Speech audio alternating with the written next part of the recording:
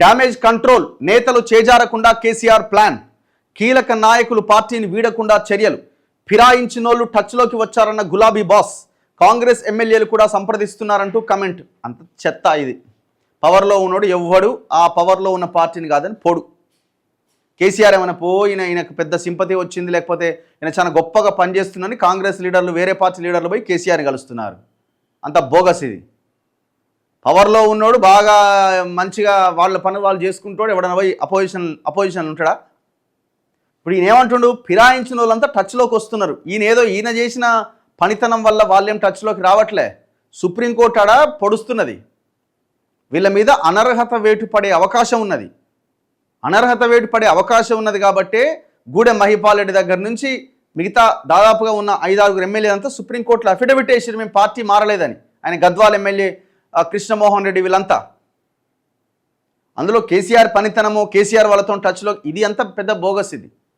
ఎక్కడ by elections వస్తాయేమో అన్న భయంతో, వస్తే మేము పోటీ చేస్తే ఓడిపోతామన్న భయంతో ఈ ఎమ్మెల్యేలంతా మళ్ళీ మేము మీ పార్టీలోనే ఉన్నామని చెప్తున్నారు. ఈయనదేముందండి?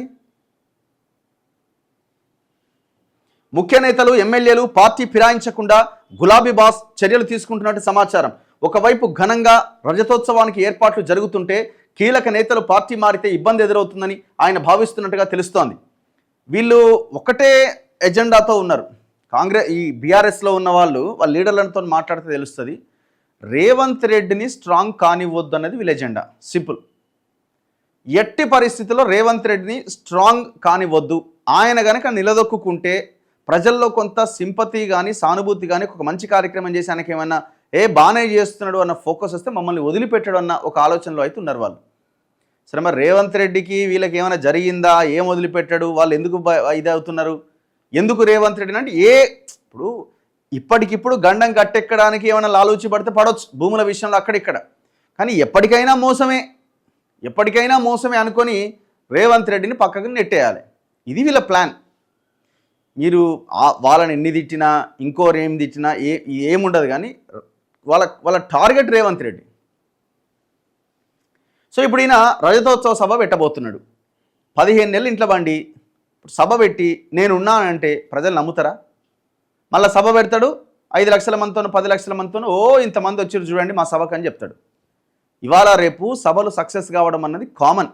డబ్బులు ఉంటే మనిషికి 500 రూపాయలు ఇస్తే జనం వచ్చేస్తారు.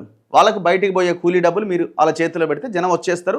జనాన్ని సమీకరించడం అనేది పెద్ద సమస్య కాదు. వాళ్ళ పార్టీలకి పార్టీ మీటింగ్లు సక్సెస్ కావడం అనేది పెద్ద సమస్య కాదు. అందులో మీలాంటి లక్షల కోట్లున్న వాళ్ళకి చాలా ఈజీ ఇది. మీకు పార్టీ నిర్మాణం ఉంది, లీడర్లు ఉన్నారు, లీడర్లు బాగా సంపాదించారు. ఒక్కొక్క ఎమ్మెల్యేకి 50 లక్షల రూపాయలు ఇచ్చిండు. ఎవరు? ఈయన. ఆయా నియోజకవర్గాల్లో ఉన్న నేతలకి ఒక్కొక్కరికి 50 లక్షలు ఇచ్చి జనాన్ని సమీకరించమని చెప్పిండు. ఈయన టార్గెట్ సభ మీదనే పెట్టిండు. ఇప్పుడు లోకల్ బాడీ ఎలక్షన్స్కి ముందు ఈ సభని సక్సెస్ చేసి దీన్ని పాజిటివ్గా ముందుకు తీసుకెళ్ళి లోకల్ బాడీస్లో పోటీ చేసి లోకల్ బాడీస్లో కొన్ని స్థానాలు సంపాదిస్తే మళ్ళీ మన పార్టీ స్ట్రాంగ్ అవుతుందని. కానీ ఈ పార్టీలో ఇప్పుడు కేటీఆర్, హరీష్ రావు, కవిత, ఈ ముగ్గురిలో ఎవరు ఎప్పుడు బాంబు పేలుస్తారో అర్థం కాకుంటున్నది. నేను అనుకుంటున్నా ఫస్ట్ బాంబు కవితనే పేలుస్తుందని అనిపిస్తున్నది నాకు. ఆమె ఎంత మాత్రము ఇందులో ఉండడానికి ఆమెకి ఇష్టం లేదు. ఈ సమయంలో ఆమెకి లిక్కర్ స్కామ్లో నోటీసులు వచ్చిన విషయాన్ని కూడా చాలా లేటుగా వాళ్ళ ఫాదర్కి, వాళ్ళ బ్రదర్కి, వాళ్ళందరికీ చెప్పింది. ఇది వాస్తవం.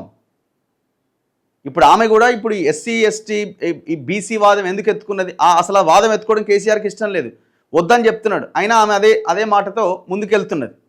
ఎందుకు ఇష్టం లేదు కేసీఆర్కి? ఇది పార్టీకి డ్యామేజ్ చేస్తుంది. ఎట్లా డ్యామేజ్ చేస్తుంది? మంచిదే కదా ఇది అంటే, గత 10 ఏళ్ళుగా నువ్వు బీసీలని ఎస్సీ ఎస్టీలని మోసం చేసి వాళ్ళ గురించి మాట్లాడకుండా ఇప్పుడు మీ నినాదం ఎత్తుకుంటే అది మనకి ఎజెండా కరెక్ట్ కాదు, అది మనకి ఇబ్బంది చేస్తుందని కేసీఆర్ పదే చెప్తున్నాడు. ఆమె ఇంటలేదు. ఇది జరుగుతున్నది.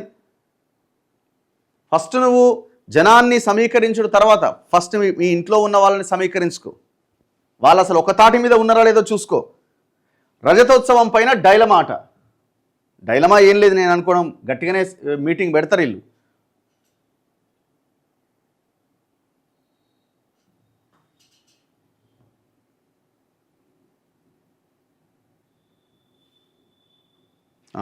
పార్టీ ఫిరాయించిన వాళ్ళు టచ్లోకి వచ్చారని ఎవరైనా అటువంటి ఆలోచన ఉంటే విరమించుకోవాలని కేసీఆర్ సూచిస్తున్నారట.